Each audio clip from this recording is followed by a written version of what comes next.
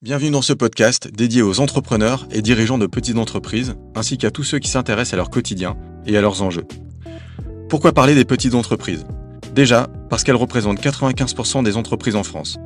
Ensuite, parce qu'elles font face à des défis spécifiques. Du fait de leur petite taille, elles ont souvent une structure plus fragile et leurs dirigeants sont absorbés par leur quotidien et leur métier et n'ont pas forcément de formation en gestion ou en finance. Ici, nos invités partagent des témoignages, des conseils et des outils concrets pour vous permettre de gagner du temps dans votre apprentissage ou d'éviter certaines erreurs qu'ils ont eux-mêmes commises. Installez-vous, c'est parti. Donc Julien, merci beaucoup d'avoir accepté notre invitation pour ce podcast. Première question, je vais te demander de te présenter de manière succincte, nous expliquer un petit peu ton parcours et ce que tu fais aujourd'hui.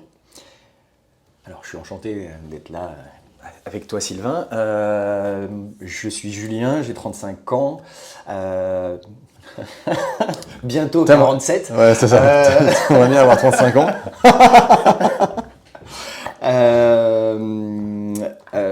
Je suis audioprothésiste de formation. J'ai été diplômé il y a déjà bien longtemps.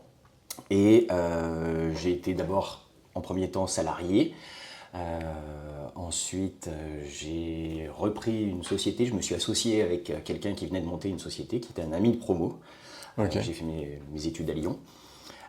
Qui venait de monter sa société, qui s'appelle Unisson, dont on va parler un petit peu, j'imagine, tout à l'heure. On a voulu créer l'audioprothèse un petit peu différente de ce qu'elle faisait, comme elle était plutôt jusque-là. C'est-à-dire, quand on est arrivé en 2008, l'audioprothèse, c'était un petit peu l'audioprothèse des dinosaures. On avait un process qui était établi depuis plus de 20 ans, 30 ans, où c'était comme ci et comme ça. Et nous, on a voulu chambouler un petit peu les choses en créant déjà le premier site internet pour vendre des appareils. Alors, on ne vendait pas des appareils sur internet parce que c'est interdit par la loi. Mais par contre, c'était un site vitrine où on mettait les prix des appareils, etc., des commentaires de l'audioprothésiste, ce qui était bien à l'intérieur, ce qui était moins bien à l'intérieur. C'était vachement inspiré de la Fnac à l'époque. Il y avait même la petite toile d'araignée avec robustesse, écoute. Ah oui, le Spider-Graph. Voilà, le Spider-Graph, exactement, je cherchais le terme. Et donc ça nous avait valu pas mal de personnes qui nous aimaient plus du tout dans la profession, mais par contre pas mal de passion. Parce que en fait, l'audioprothèse, avant, donc que vous mettiez en place cette offre, ça ressemblait à quoi? C'était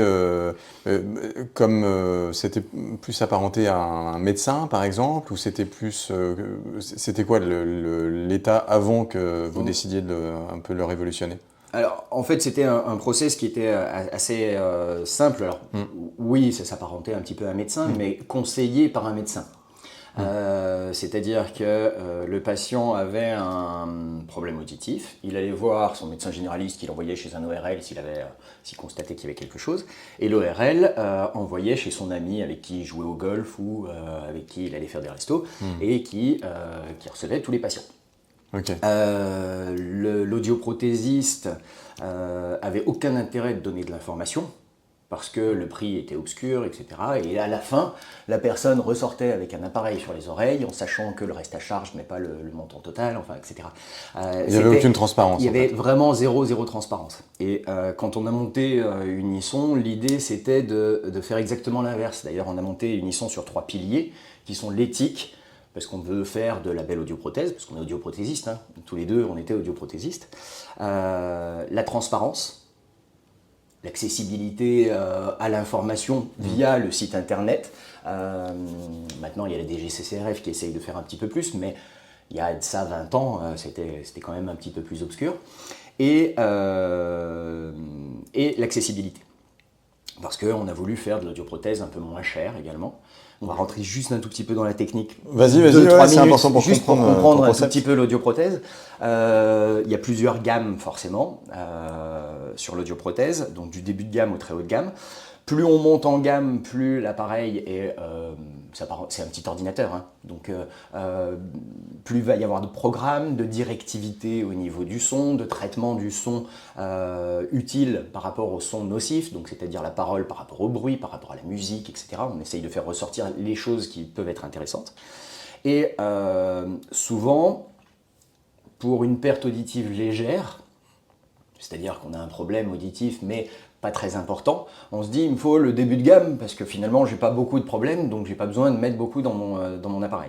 Sauf que quand on a une perte auditive légère, on a un problème auditif dans le bruit. Dans le calme, pas de problème, le cerveau complète facilement, on est en one-to-one, c'est pas du tout dérangeant pour compléter les petites syllabes qui pourraient manquer. Alors que dans le bruit, il en manque beaucoup plus, forcément le bruit vient masquer. Et à ce moment-là, tous les traitements de la parole, du bruit, la directivité rentrent en jeu et font ressortir les choses utiles. Donc en gros, c'est presque l'inverse de ce que le commun des mortels pourrait imaginer, c'est-à-dire que j'ai une petite perte auditive, il me faut un appareil plutôt tranquille, pas cher, parce que j'ai pas besoin de plus. Non, c'est exactement l'inverse. En fait, plus la perte auditive est légère, plus il faut une gamme importante. Voilà, je remettais juste un petit peu mais dans très le bien, contexte. et effectivement, c'est contre-intuitif, j'aurais imaginé l'inverse. Exactement. Aussi, mais ok. Voilà, c'est très contre-intuitif, mais une fois expliqué, ça paraît limpide. clair. Mais ok, donc Unisson, donc là, prothèse auditive, avec cette volonté d'apporter du changement sur un marché qui était un peu géré à l'ancienne, de manière opaque, comme tu l'indiquais. Voilà. Et après, du coup, qu'est-ce que tu as fait par la suite Alors Unisson, j'étais audioprothésiste avec mon associé, on était deux, avec une assistante à l'époque, on était dans le fin fond du 14e, on avait 45 mètres carrés, et puis finalement ça a marché, tout ce qu'on a mis en place. On est arrivé à Saint-Lazare dans 175 mètres carrés, on s'est développé, on a ouvert à Lyon en 2012. On s'est développé comme ceci, puis il y a eu un moment où on avait deux énormes centres. Celui de Paris était, en termes de débit d'appareils auditifs, le 4e en France. Donc c'était quand même un très gros centre, avec des marges beaucoup plus basses que les autres centres qui existaient, mais en termes de débit, on était pas loin, on devait être 4e à l'époque. Tout ça avec un centre qui était en fond de cours, donc avec aucune vitrine. Si ce n'est le site. Si ce n'est le site, qui remplaçait la vitrine qu'on n'avait pas pignon sur rue. En 2018-2019, on a voulu se développer un petit peu plus, donc on a cherché à faire rentrer des fonds. Donc que ce soit des investisseurs, que ce soit des fonds d'investissement, que ce soit des business angels, on a fait le tour de pas mal de choses. Et on a trouvé un partenaire qui nous plaisait beaucoup et qui était le groupe Héron, Jonathan Habitant. Donc, c'est la famille Habitant qui a pas mal d'entreprises. Par l'intermédiaire de Grande Audition, qui est une autre enseigne d'audioprothèse, qui elle est plutôt haut de gamme au niveau tarif.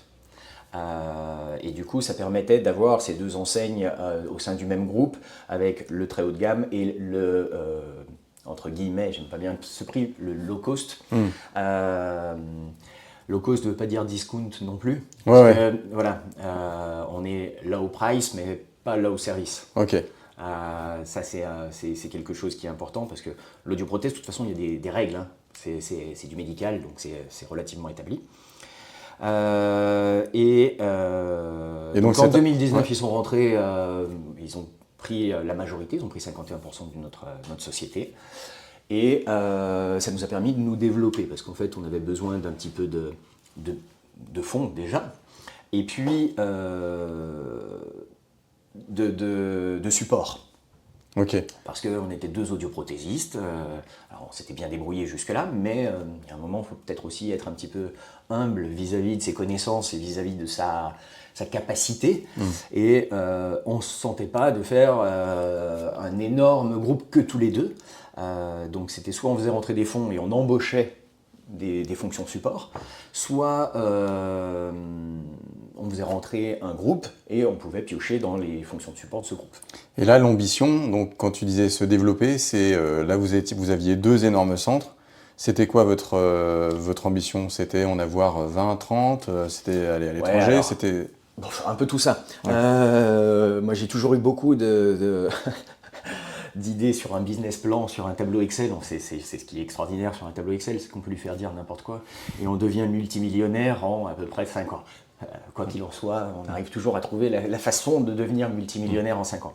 C'est vrai que quand on est sur le terrain, c'est tout de suite un petit peu plus compliqué. Donc moi, on avait l'ambition d'en ouvrir 50 à peu près en 10 ans. Ce qui n'est pas encore complètement exclu, mais bon, on a pris un peu de retard. Il va falloir tout faire en année 9 et 10. Quoi. Faut qu'en 2029, on en ait 10. Faut qu'on en ouvre 35. D'ici 2029, donc bon, c'est pas exclu, mais il faut quand même qu'on se relève les manches. Mais ça vous a aidé quand même dans l'accélération de votre développement. Oui, en fait, surtout en 2019, on a revu toute la charte graphique, toute l'image d'Unisson, qui était peut-être un petit peu vieillotte, qu'on avait fait. Moi j'ai mon associé historique qui est un geek. Sébastien, c'est quelqu'un de génial, qui est un geek, qui a programmé le premier site internet Unisson de ses mains. Ah ouais, c'est lui qui l'avait fait. Voilà, c'était vraiment, on était sur quelqu'un qui est très fort dans ce style de choses, et qui d'ailleurs est reparti dans le digital plus maintenant. Donc en 2019, on est sorti un petit peu plus de la cabine parce qu'il fallait qu'on ait du temps pour développer les choses. Moi, je suis parti plus sur le terrain, à droite, à gauche, chercher des locaux, chercher des gens. Je m'étais bombardé chef exécutif et développement, ce qui ne veut rien dire. De toute façon, c'était une outil. Il y a développement. Si développement, c'est développé. Pendant que Sébastien était directeur général, donc voilà, je cherchais des ressources humaines et des centres. On en a ouvert quand même pas mal, parce qu'en 2020, une fois qu'on avait revu la charte graphique, on a ouvert à Nice en 2020, en pleine période de confinement. On était très contents. C'était très pratique. Ah ouais, ça a dû être... on en reparlera peut-être dans la partie suivante, mais oui, ça n'a pas dû être facile. Ouais, en 2021, on en a ouvert 2 autres. On a ouvert à Bordeaux et à Lille. En 2022, on a ouvert à Toulouse. Début 2023, on s'est lancé sur la franchise. Ah oui, ok, vous avez franchisé le concept. On n'était que succursaliste. Et il a fallu comprendre un petit peu comment fonctionnait la franchise. Il y avait une autre société qui avait été rachetée par le groupe, qui s'appelait Maison de l'appareil auditif, qui avait 4 centres, dont une succursale et 3 franchises, qui ne fonctionnaient pas du tout à l'époque. L'idée, on les a phagocytés. Donc on a racheté la succursale et on est allé voir les franchisés en leur demandant s'ils voulaient passer Unisson. Et donc ils ont tous validé. Et ce qui était plutôt pas mal pour eux d'ailleurs, parce qu'ils ont bien remonté.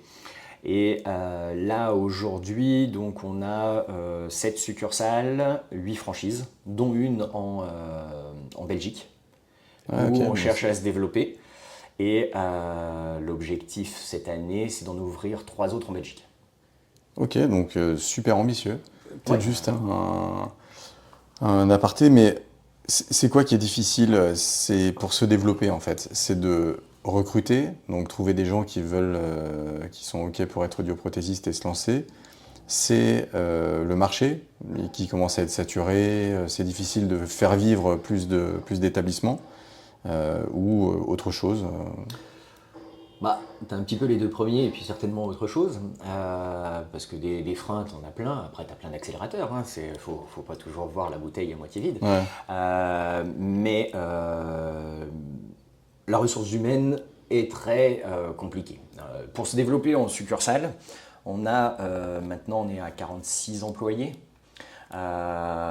C'est compliqué la gestion des ressources humaines, il y a toujours quelque chose, il y a souvent... La majorité, je les ai recrutés moi, donc je les connais. Je fais partie de beaucoup de recrutements. Mais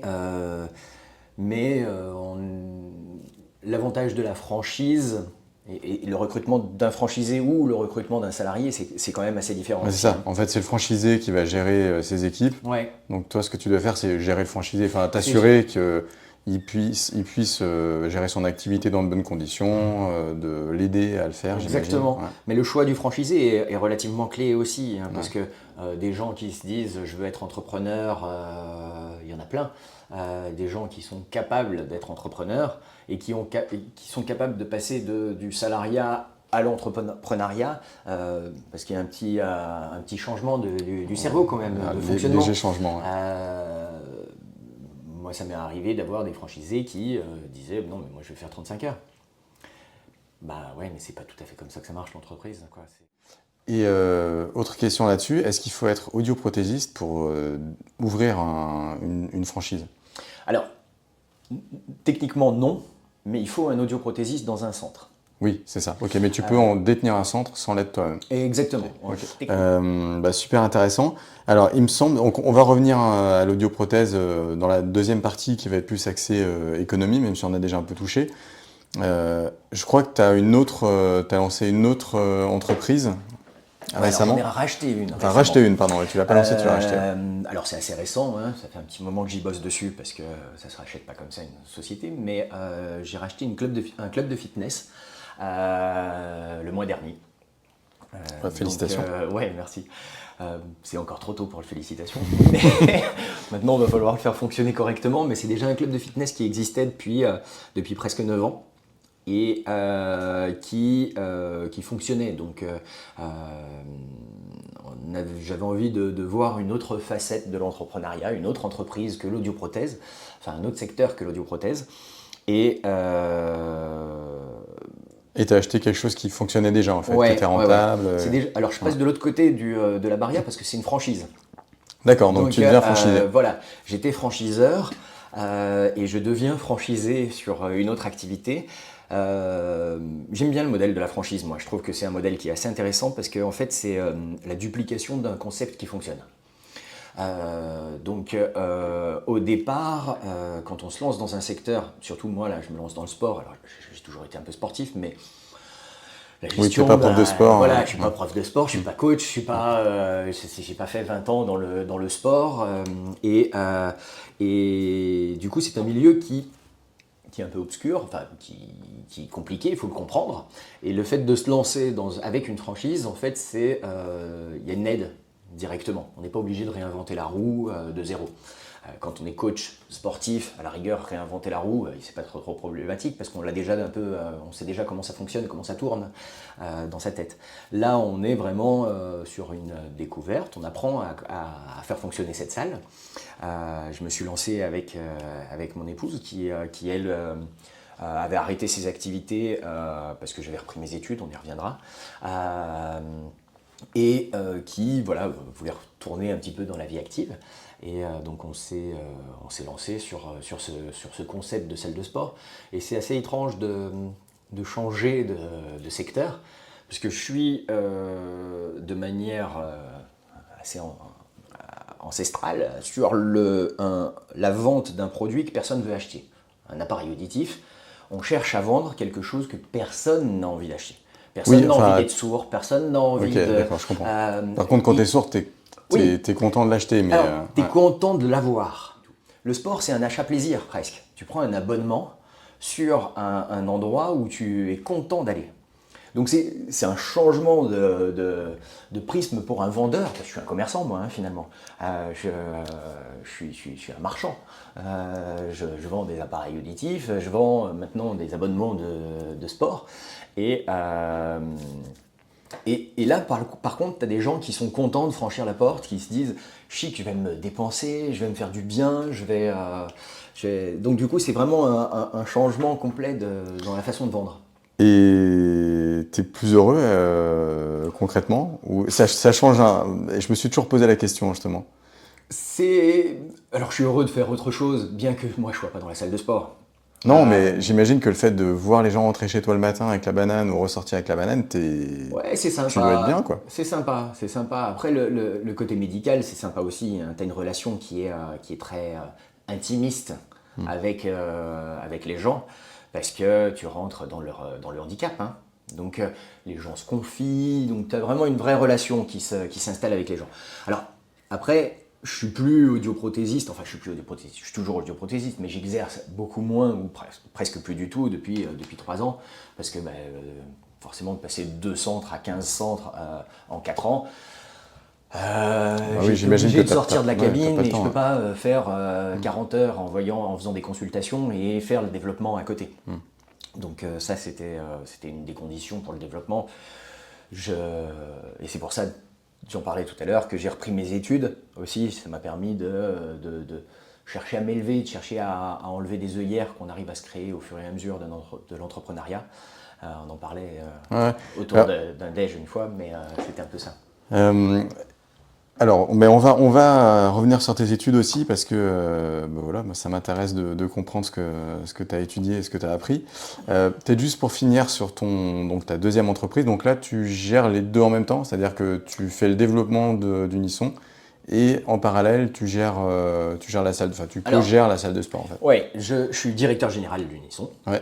Donc je gère le développement mais également tout ce qu'il y a à l'intérieur à gérer, etc. Et au niveau de la salle de sport, je fais ça plus le week-end parce que Unisson ça m'occupe toute la semaine. Et je fais ça plus le week-end où je cherche à regarder la finance et comment on peut réussir à se développer, comment on pourrait mettre les choses en place pour faire tout ça. Et c'est plus ma femme qui gère la partie gestion au quotidien. Au quotidien, où je mets mon grain de sel, mais parce que j'ai un petit peu plus d'expérience qu'elle dans l'entrepreneuriat, mais je ne suis pas amené à trop travailler sur place. Moi, je vais la gérer d'ici finalement. Ok, oui, parce qu'elle est à Angers, on ne l'a pas dit. Hein, mais c'est... Oui, on l'a peut-être dit d'ailleurs. La salle est à Angers et moi j'habite à Colombes, donc région parisienne. Ouais, donc c'est bien d'y aller. C'est très joli d'ailleurs Angers, c'est une très jolie ville que j'ai découvert. Et pourquoi Angers? C'était une opportunité. On cherchait une salle de sport à racheter et celle-ci nous convenait. Ouais, on ne suit pas à l'ordre, mais c'est absolument pas grave parce qu'en fait, du coup, ça appelle une autre question. Comment tu as fait ton choix? Donc, tu as déjà une activité.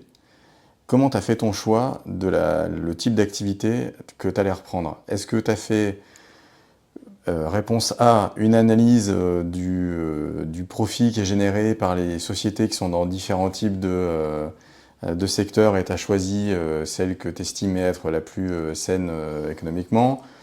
Petit 2, tu as choisi cette activité-là justement parce que les gens ont la banane quand ils rentrent chez toi et que ça te semblait intéressant de le faire pour ça. Ou petit 3, n'importe quelle autre raison que tu pourrais avoir. Alors, on avait un petit peu d'argent à investir et puis j'avais vendu des parts, donc pour ne pas payer trop d'impôts, il faut réinvestir si on veut. Donc j'avais un petit peu d'argent à investir et on a fait tout simplement les salons de l'entrepreneuriat, des salons Go Entrepreneur, on a fait les salons de la franchise, on a essayé d'être curieux depuis, ça fait 1 an et demi qu'on se fait pas mal de salons et qu'on cherche un petit peu dans toutes les revues ce qui pourrait être intéressant, ce qui pourrait nous convenir. Et on est assez vite tombé finalement sur le milieu du sport, parce que dans les franchises, vu que... Alors, je te le prends dans l'autre sens. Vu que j'allais pas y passer, la majorité de ma journée, il fallait quelque chose qui soit pas trop compliqué et où je puisse être épaulé au niveau analyse et développement. Donc la franchise convenait complètement. D'une. Okay. C'est pas forcément les modèles économiques les plus rentables parce qu'il y a une com, mais par contre c'est aussi des développements qui vont être peut-être plus rapides. Donc on s'y retrouve au niveau économique normalement. Et pourquoi le sport? Parce que le salon de la franchise, je ne sais pas si tu l'as fait déjà. J'y suis allé une fois, ouais. Ouais, t'as la moitié, c'est de la bouffe. J'aurais même tendance à dire les 2 tiers. Et j'avais pas du tout envie de partir dans la bouffe. Pas que ce soit économiquement non viable, parce que c'est, je crois, le plus rentable. Mais les règles d'hygiène, les odeurs, alors bon, il y a la transpiration dans le sport, mais c'était pas ton truc, quoi. Voilà, j'avais pas envie de partir dans la bouffe. Ouais, je peux comprendre. Les horaires, ça me parlait pas. Et les salles de sport, je trouvais que le modèle était intéressant parce qu'on part sur des abonnements. Il y a encore un truc qui diffère énormément de l'audioprothèse, c'est que l'audioprothèse, tu vends un appareil, one shot, et pendant 4 ans, 5 ans, tu assures le suivi gratuitement. Alors que là, c'est une histoire d'abonnement. Donc en fait, tu sais à peu près ce que tu vas faire comme chiffre d'affaires dans les mois qui viennent. Donc ça, c'était aussi assez sympa de ne pas se dire, tiens, le mois prochain, je peux me trouver à tout moment et faire un chiffre d'affaires dramatique et du coup que la trésor soit compliquée. Là, tu le vois venir, la chute, à la rigueur. Si tu chutes, tu la vois venir d'un petit peu plus loin. Et tu peux avoir un jour sans forcément faire 0 de chiffre d'affaires ce jour-là. Super argument. C'est vrai que j'imagine quand tu reprends, c'est très sécurisant de savoir que bah, voilà, même si comment dire, le dirigeant change, bon, bah, les abonnements ils sont en cours, ils vont pas s'effondrer d'un coup. Tu sais le chiffre d'affaires minimum que tu seras capable de faire dans l'année. Ouais, je comprends. Ça, c'est quelque chose qui me plaisait. Et puis après, bah, faut choisir dans les salles de sport, parce que des salles de sport, il y en a plein. Hein. Ça peut aller du Pilates à Basic Fit, où c'est que des machines, par exemple. Alors Basic Fit, c'est autre chose, c'est des succursales d'un groupe hollandais, donc il n'y a pas de franchise. Il n'y a pas de franchise. Okay. Mais Fitness Park, par exemple. Oui, tu aurais pu ouvrir c'est pas une salle de sport, mais une salle d'escalade ou un truc, une variante. Quoi. Voilà, donc après tu farfouilles, tu regardes un petit peu tout ce qui te correspond. Et comment tu choisis du coup? Moi je viens du médical, donc je suis un petit peu formaté au service. Parce que ça fait partie de mon ADN, ça fait 20 ans que je suis audioprothésiste dans le médical, donc voilà, on est sur vraiment le service et la relation client-patient. Ma femme, elle vient de l'hôtellerie de luxe, donc le service client, c'est quelque chose d'hyper important également, quoi. Donc on a cherché tout de suite une salle qui était plutôt sur le service. Donc service, ça veut dire quoi? Parce que tu l'opposes à machine, enfin voilà. Alors, machine, c'est un service, ouais. C'est vrai, mais service relation client, ouais. C'est pas de la machine. Ça, c'est de la mise à disposition d'une machine contre un abonnement. Donc là, c'est typiquement sur Basic Fit, Fitness Park, puis d'autres enseignes un petit peu moins connues, où tu peux avoir des abonnements qui sont assez peu chers, mais où tu n'as que la machine. Puis si tu veux un coach, bah, tu te prends un coach à côté. Nous, l'idée, on est parti sur l'Orange Bleu, on n'en a pas parlé, mais c'est l'Orange Bleu, la franchise en question. C'est pas très très connu dans la région parisienne, mais c'est très développé. Il y a 400 clubs de sport en France quand même. 400 clubs en tout? Ouais. Ok. Ils sont en train de s'implanter en Espagne, où il y a une dizaine de clubs. C'est la deuxième plus grosse enseigne de clubs de fitness de France. Il y a Basic Fit qui en a aucune idée, ouais. 800, 900, je sais pas, il devait en avoir 800, 850. Basic Fit. Après, tu as l'Orange Bleu qui en a 400. Et après, tu as Fitness Park qui en a 250. C'est fou que ce soit aussi peu connu en région parisienne, en fait. Mais okay. Ouais, alors, ça s'explique par le modèle. Où on est sur des salles qui sont plus petites. Le Fitness Park, Basic Fit. Alors, Basic Fit, déjà, ils sont à découvert en permanence. Ils sont dans un plan de restructuration un petit peu là depuis 1 an parce que c'est un fonds d'investissement qui a mis, donc ils avaient beaucoup de cash et ils voulaient surtout, c'est de la politique de la terre brûlée. Hein. Là où je suis, plus personne ne pourra se mettre. C'est de la conquête. Voilà, c'est de la conquête. C'est pour ça qu'ils se sont énormément développés très très vite parce qu'ils avaient du cash, quoi. Et le cash pour le développement, c'est quand même la base. Hein. L'Orange Bleu, ils se sont développés en termes de franchise, comme Fitness Park. Fitness Park est beaucoup plus connu dans la région parisienne parce que eux, c'est 2 concepts assez différents. Fitness Park, la majorité, t'es sur 1500 mètres carrés avec beaucoup de machines et énormément de fréquentation. Donc, tu dois être dans des centres-villes très moteurs pour pouvoir faire amortir les loyers, ouais. Les loyers qui sont exorbitants parce que 1500 mètres carrés, il y en a un. Au Batignolles par exemple, 1500 mètres carrés au Batignolles, tu commences à avoir des loyers qui piquent un petit peu. Alors que l'Orange Bleu, on est beaucoup sur des clubs de province ou avec des loyers moins importants, où tu as besoin de moins d'adhérents, parce que la salle est plus petite. Donc nous, on a une salle qui fait 700-750 mètres carrés. Nous, on voulait plus de la proximité. Et puis on voulait ce qui nous parlait quand même pas mal dans le club de sport. Je pars un peu dans tous les sens. Ah mais t'inquiète, c'est parfait. C'était le côté cours collectif avec de l'humain. Moi j'aime bien l'humain. c'est bête, hein, je vous disais que j'avais trop de salariés presque parce que c'était compliqué, mais je suis quand même assez attaché à l'humain. Et donc le coach qui va délivrer son cours et qui va aller vers les machines et dire ah ben non, il faut plutôt faire ça, qui va créer le programme d'entraînement de la personne, ça me paraît essentiel dans un club de sport. Moi, je me suis inscrit au Basic Fit. J'ai rien fait quoi. Ouais. Donc le fait d'avoir vraiment un coach sur place qui soit intégré dans l'abonnement, parce que c'est intégré, tu n'as pas de coach que tu payes en plus, de coaching que tu payes en plus, c'est vraiment à l'intérieur, tu as un programme qui va être renouvelé toutes les 8 semaines, avec des cours collectifs où tu n'as pas un écran et un mec à l'autre bout de la France qui fait pour 18 salles son cours collectif, c'est quand même quelque chose d'un petit peu différent. Je comprends, non mais c'est très clair en fait, hein, sur l'aspect service et du coup humain. Voilà, ça nous correspondait plus, quoi. Ça faisait plus partie de notre ADN. Ok, bon super clair. On va juste traiter une autre partie en fait, qui est assez, on va dire, économique ou financière. En gros, est-ce que tu pourrais m'indiquer les indicateurs que tu dois piloter pour tes 2 métiers? Mais alors pour l'audioprothèse, il y a pas mal de KPI qui sont très importants. Évidemment, oui, il y a le prix d'achat, le prix de vente, donc du coup la marge en quelque sorte. Ouais, ta marge brute, quoi. La marge unitaire brute, ça c'est quelque chose qu'il faut regarder et puis chercher à développer. Mais après, tu la regardes à quelle fréquence, pardon, hein, Moi je la regarde quasiment tous les jours. J'ai un tableau de bord sur Power BI qui se met à jour tous les jours et j'essaye de regarder régulièrement le maximum d'indicateurs.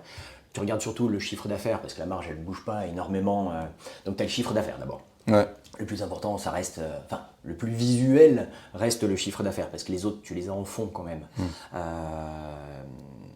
Par centre. Et puis l'évolution par rapport à ton budget et puis par rapport à l'année précédente. En gros. Okay. Quel est le développement, où tu te situes sur ce chiffre d'affaires? Est-ce que tu es en hausse? Est-ce que tu es en baisse? Est-ce que tu stagnes? Voilà. Tout ça, c'est important. Après, toutes les choses qui sont annexes et que tu regardes un petit peu plus, une fois par semaine plutôt, tu as justement la marge, la répartition des produits, parce que c'est ça qui va te donner la marge, et puis tu as tous les produits annexes. C'est-à-dire qu'on parle de l'appareil auditif, mais tu as les appareils auditifs, ça marche avec un chargeur ou avec des piles. Il y a des systèmes télé pour avoir la télé directement dans les appareils, combien t'en vends, il y a des embouts, il y a des produits d'entretien, il y a plein de petites choses qu'on n'imagine pas forcément sur un appareil auditif, mais qui permettent de le faire fonctionner mieux, ou de le faire fonctionner tout simplement. Nettoyer son appareil, c'est lui permettre de fonctionner tout simplement. Donc tu regardes un petit peu la répartition de ceci, le prix, enfin le chiffre d'affaires de l'appareil et le chiffre d'affaires de tout ce qui est autour. Ok. Et c'est marrant, tu m'as pas dit trésor, tu m'as pas dit trésorerie. Ouais, la trésor, ça c'est l'avantage c'est aussi un petit peu l'avantage du groupe, mais tu la regardes, alors je la regarde pas forcément tous les jours, ça, mais je la regarde quand même régulièrement, forcément toutes les semaines, et puis j'ai un DAF qui s'en occupe et qui me met des signaux d'alerte au moment où il faut, mais le trésor c'est le nerf de la guerre, hein, de toute façon. Ouais. Après, tu regardes, il y a plein de KPI qui vont te permettre de voir justement si... parce que la trésor, c'est du général, évidemment, c'est ce que tu as sur le compte en banque, mais l'idée, c'est où tu veux arriver en fin d'année également. L'avantage d'être dans un groupe, c'est que tu ne regardes plus la trésor au jour le jour, mais où tu veux arriver en fin d'année, donc tu as des objectifs, et des objectifs de marge, des objectifs de plein de choses, et c'est important de jouer avec. Donc tu as la répartition des marques, parce que forcément tu ne marches pas forcément sur toutes les marques de la même façon, des gammes également, les taux d'assurance, de garantie supplémentaires que tu vas pouvoir mettre. Puis après, tu vas regarder quel centre performe par rapport à quel autre, pourquoi celui-ci a un problème, donc tu passes un coup de fil, L'idée, c'est d'essayer de piloter tous les centres en fonction d'une quinzaine, une vingtaine de KPI qui te permettent d'avoir une vue d'ensemble et ensuite tu te reportes au directeur sur place. Il y a toute la visibilité du site. Parce que sur Unisson, notre première vitrine, c'est le site internet. Ouais. Donc tu as tous les SIA, les taux de clic, les coûts par clic, ce qu'on appelle les CPL, tout le jargon internet. Donc en SEO également, le référencement organique, comment tu te positionnes sur les mots-clés principaux, appareil auditif pas cher, audioprothésiste, etc. Donc c'est une guerre assez importante. Le plus grand gagnant, de toute façon, ça restera toujours Google, mais c'est des KPI qui sont super importants pour pouvoir piloter, moi, Unisson en tout cas. Ouais, oui, parce que tu as cette particularité d'être un modèle en ligne, en fait, Exactement. au départ, enfin, en tout cas sur en fait, c'est le point d'entrée de ta vitrine, 70% de mes nouveaux clients. Et pour la partie salle de sport, du coup, c'est quoi tes indicateurs? Alors, j'imagine que tu découvres un peu, mais... Alors, je découvre un petit peu, mais bon, je commence quand même à avoir fait un petit tour. Nombre d'abonnés? Nombre d'abonnés, en fonction de la saisonnalité, parce que c'est pareil, on n'est pas là aujourd'hui dans une période où les gens s'inscrivent dans une salle de sport. Ils vont partir en vacances, nous on est à côté d'une fac, donc il y en a pas mal qui partent en vacances. Donc c'est plutôt septembre qui est le gros rush d'inscription. Là on est plutôt sur une baisse du nombre d'adhérents en ce moment, et ça remonte en septembre. Nombre d'abonnés, panier moyen, toujours pareil, panier moyen c'est aussi le nerf de la guerre que j'avais en audioprothèse également. Ok. Et là, Trésor, tu regardes cette Alors fois là, la Trésor, oui, je regarde. Ouais. Alors bon, la Trésor, là pour le moment, on est dans le tout démarrage. Super important. Ouais. C'est ce qui te permet de ne pas couler. La seule chose qui te permet de ne pas couler, c'est l'argent qui reste sur le compte. Ouais. Et alors, tu t'es mis un seuil? Par exemple, est-ce que tu te dis, s'il me reste que 2 mois de couverture de charge fixe, je fais un emprunt Alors pour le moment, j'ai pas de seuil parce que je viens juste de faire un emprunt, donc j'ai pas encore de seuil. Je me donne encore 4-5 mois pour vraiment comprendre et être capable de mettre tous les chiffres bien efficacement sur le tableau qu'on m'a filé. Le seuil, je vais me mettre des alertes en fonction du nombre d'adhérents surtout, parce qu'en fait la salle est déjà rentable. Ok. La salle, elle est déjà rentable, elle rembourse les emprunts et elle permet même de se payer. Donc c'est quand même génial d'ouvrir une entreprise comme ça.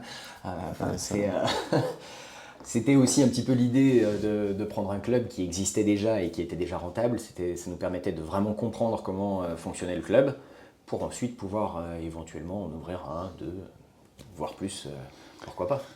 Ok, écoute, super clair. Est-ce que tu peux nous parler un peu des difficultés, si tu en as connues à un moment dans tes expériences? Voilà, en gros, les questions qu'on pose souvent, et je pense que ça peut intéresser les gens qui y font face actuellement, ou qui vont malheureusement y faire face, c'est comment tu t'es rendu compte que tu étais en difficulté, déjà de quelle difficulté il s'agissait, comment est-ce que tu t'en es rendu compte, et qu'est-ce que tu as fait en fait pour corriger le tir? Est-ce que tu y es arrivé ou pas? Alors dans l'histoire, parce qu'il y en a eu plusieurs, des phases de difficulté, forcément, il y a le début d'Unisson où c'était des difficultés de trésor. Tout simplement, au tout début, tu te dis, les fournisseurs, c'est leur jeu, ils veulent que tu achètes le plus possible d'appareils. Donc ils te disent, je vais te faire une super promo. Si tu m'en prends 50, pas de problème, allez, je t'en prends 50. Et un mois après, il faut les payer les 50. Que tu n'as pas forcément vendu. Et tu les as pas encore vendus, ils sont encore sur l'étagère pour une partie. Et voilà, ce jour-là, tu ne te payes pas. Et puis, tu essayes de te rattraper le mois d'après pour te payer. L'idée, c'est de payer les salariés et les frais fixes. On n'a pas eu besoin de retourner voir la banque pour ça, donc ça, c'est déjà pas mal. C'était un décalage où ils ont été plutôt sympa avec nous. Okay. On remonte à 2008, 2009 sur ces choses-là. Ensuite, on a eu des difficultés pendant le Covid, un petit peu comme tout le monde. On a fait un PGE, ça a été un petit peu compliqué, on s'est adapté. Et puis, la plus grosse difficulté, nous, ça a été l'ajustement de notre concept au 100% santé. C'est-à-dire qu'on était les audioprothésistes les moins chers de France depuis assez longtemps. Et Macron, dans sa grande générosité, a décidé que l'audition, comme la vue et les dents, devait être gratuite. Donc l'appareil début de gamme est complètement remboursé par la Sécu, la mutuelle. Donc c'est génial pour beaucoup de gens. Encore une fois, c'est l'appareil début de gamme. Si on se réfère un tout petit peu par rapport à ce que je disais au tout début, c'est quand même pas forcément l'appareil idéal pour la majorité des gens. L'appareil haut de gamme a encore du reste à charge, mais de manière générale, le remboursement a augmenté. Ouais, parce que finalement, ça aide ceux qui en ont le plus besoin, c'est-à-dire que ceux qui ont une audition complètement détruite, donc au final, c'est plutôt... Oui, alors ceux-là, en général, ils ne prennent pas du début de gamme non plus, parce qu'ils ont ça fait longtemps qu'ils portent des appareils, et du coup, ils savent l'intérêt de monter en gamme aussi. D'accord. Non, ça aide, c'est un point d'entrée, d'accès à l'audioprothèse, en quelque sorte. Parce qu'il y a plein de gens qui ne voulaient pas porter d'appareil, parce que l'un des freins était le prix. Ok, donc ceux-là, en fait, là, c'est tout remboursé. Ceux-là, il n'y a plus d'excuses, en tout cas. Et en quoi est-ce que ça a été compliqué pour vous de vous adapter? Parce qu'au final, ça vous fait venir plus de monde. C'est l'État qui te paye plutôt que le patient, mais ça ne change pas grand-chose, non? Alors oui, sur le marché. Ça a fait rentrer pas mal de monde. Nous, on a toujours prôné le haut de gamme. Donc du coup, c'est plus compliqué quand... oui, on ne comprend pas pourquoi c'est pas gratuit. Tout le monde part sur du début de gamme, alors que nous, on prône le haut de gamme. Donc du coup, on était en décalage un petit peu. On était les moins chers de France sur le haut de gamme, pas sur le début de gamme. Il est limité par le prix, il y a un prix plafond, et de toute façon, c'est obligé. Donc du coup, c'est dans les Indestructibles, film très important d'animation au niveau philosophique, il y a une réplique qui dit « Quand tout le monde est super, plus personne n'est super ». À partir du moment où c'est gratuit partout, en fait, ça tue un petit peu la différenciation de service et de prix que les gens pouvaient faire. C'est-à-dire que nous, on n'était pas cher avec un service important. À partir du moment où tout le monde peut être remboursé à intégralité, tout le monde a communiqué sur le 100% santé, donc du coup les gens allaient chez l'audioprothésiste de quartier, alors que nous on avait une zone de chalandise assez grande. Ouais. Donc ça nous a réduit notre zone de chalandise, alors que et des gens achetaient un appareil début de gamme, alors que chez nous ils auraient pu acheter un appareil haut de gamme en faisant un peu plus de kilomètres. Et alors du coup, comment vous êtes? Je vois très bien, effectivement, on a un peu détruit votre avantage compétitif, ou en tout cas brouillé, quoi. Et brouillé. Donc, voilà. Et comment vous avez fait du coup pour vous en sortir? Alors on a cherché à faire la franchise. La franchise est venue un petit peu à cause de ça. En fait, on a revu le modèle et on a fait en franchise des petits centres. D'accord. Plus locaux, j'imagine, du coup. Ouais. Plus proches des gens. Sur Paris, on avait un centre, maintenant il y en a 5 sur la région parisienne. Sur Lyon, il y avait un seul centre et on n'avait pas l'envie d'en faire 2. Il y en a 2 maintenant. Voilà. Ok, ouais, donc en fait, vous avez été obligé donc vous avez conservé votre positionnement, le haut de gamme à un prix accessible. Exactement. Mais tu as été obligé d'être plus proche finalement des patients et de multiplier le nombre de centres, quoi. Multiplier le nombre de centres et en les multipliant pour que tout le monde puisse vivre, les réduire en taille. Parce qu'en fait, finalement, ça a complètement limité la possibilité de faire du trajet pour aller chercher la bonne affaire. Ouais, ok. Ouais, je comprends. Voilà. Ok, ouais, non, c'est très clair. Parfait. Écoute, on a couvert un peu tous les thèmes. On n'a pas parlé des études que tu avais reprises. Tu peux juste nous dire quel type d'études tu as repris? Ouais. Alors, j'ai validé l'année dernière, donc en juin 2024, un Master 2 Business Management, une école de commerce, l'ISTEC, dans Paris. L'idée était, alors c'est très généraliste, business management, et puis le master c'est assez académique. J'ai dû faire un mémoire de 120 pages. C'était pas forcément la meilleure période des études. Ouais, Donc ça, c'était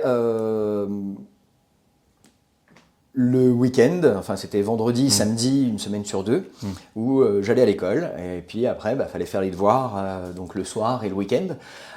L'idée, c'était de réouvrir un petit peu les chakras. Ok. Entrepreneur, c'est bien, mais au fur et à mesure, en fait, on se plante, on réussit. Et en fait, à chaque fois, j'ai l'impression que moi, j'avais le champ des possibles qui s'amenuisait. Et arrivé à entre 15 et 17 ans d'entrepreneuriat, j'avais l'impression d'avoir des œillères et un problème, une solution. Alors que c'est pas ça l'entreprise, il y a un problème, il y a une multitude de solutions, puis il faut essayer d'aller chercher, mesurer laquelle serait la plus intéressante, prendre un petit peu de celle-là, prendre un petit peu de celle-là, et mettre dans un shaker, secouer et trouver la bonne réponse. Ça m'a permis de revoir pas mal de choses que j'avais appris tout seul en achetant un bouquin de compta, en achetant un bouquin de management, de développement, de différentes choses, et d'avoir un vrai cours académique sur ces éléments, et donc du coup de réouvrir le champ des possibles de manière à pouvoir se développer, de pouvoir reprendre un second souffle en gros au niveau de l'entrepreneuriat. Ok, super intéressant. Je trouve que ton approche pour ouvrir ta nouvelle activité, Ouais. tu t'es vraiment donné les moyens de le faire avec ça, plus les visites que tu as faites, plus l'accompagnement que tu as eu. Donc, ok. Et il y a un truc que je retiens aussi, c'est que, dis-moi si j'ai bien compris, le fait d'être entrepreneur pendant longtemps, toi tu parles d'œillères, ouais, en fait tu développes des réflexes et tu prends des coups, et je vois très bien pourquoi à un moment tu peux avoir besoin d'un nouveau souffle et qu'on te dise, attends, regarde un peu à côté ce qui se passe. Un second souffle, remonter à la surface, reprendre de la hauteur. Ouais, c'est ça. En fait, exactement. reprendre de la hauteur sortir le nez du guidon. sur tous les éléments où finalement tu agis par automatisme. Parce que tu y arrives ou que tu y arrives pas, en fait, le champ des possibles s'amenuise. En fait, c'est pas que quand tu prends des coups que ça s'amenuise. En fait, quand tu réussis quelque chose, tu penses que c'est ça la solution. Ouais. Sauf que le marché change. Le monde change, et puis les consommateurs, tout le monde change.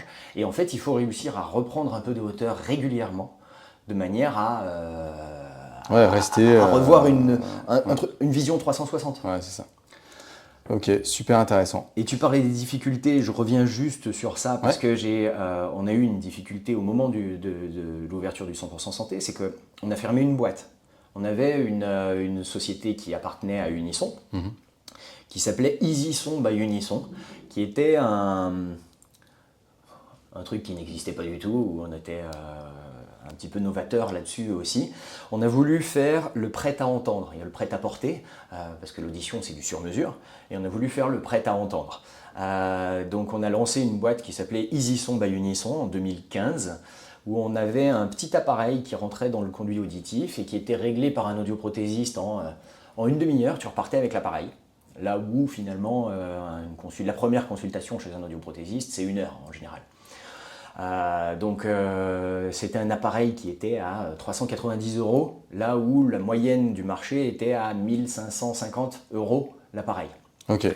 Donc mais on avait pas mal cartonné sur cette société. On était passé en prime time au Journal de la Santé avec Michel Simès. On était passé à La Quotidienne également. On était passé dans plusieurs émissions. On avait gagné un trophée de la Silver Economy, l'économie des cheveux gris, sur le prix technologique 2015 ou 2016. Pour ce produit-là, j'étais allé chercher au Folies Bergère mon trophée et faire un discours.